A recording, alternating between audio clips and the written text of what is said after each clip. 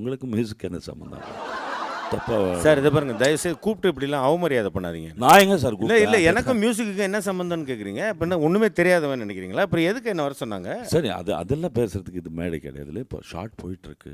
Short போனால் என்ன, long போனால் எனக்கு என்ன சார் வந்தது? அதை பற்றி எனக்கு பிரச்சனை இல்லை சார். சரி சார் மிஸ்டர் அரவிந்த் என்ன வர சொன்னார் சார். நான் வந்து மியூசிஷியன் சித்தார் பிளேயர் பாஸ்கர் வர சொன்னேன். நீங்கள் ஆர்டிஸ்ட் பாஸ்கர். சரி, அது நீங்கள் ஒரு வேளை தப்பாக அரவிந்தன் ஃபோன் பண்ணிருக்கீங்க. தப்பால் அப்போ என்ன எங்களுக்கு எதுவுமே தெரியாதுன்றீங்களா? நான் முட்டாளானா?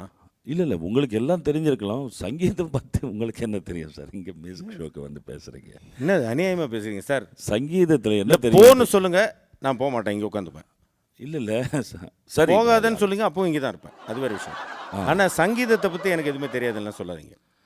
ராகம், தாளம், வெரி குட், பல்லவி, ஃபென்டாஸ்டிக், இது மூணும் தெரியாது.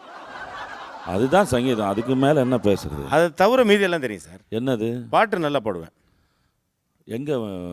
எந்த பாட்டு? பல இடத்துல பாடியிருக்கேன் சார். பல இடம்னா bus stand, railway station, bathroom. என்ன சிரிக்கிறீங்க?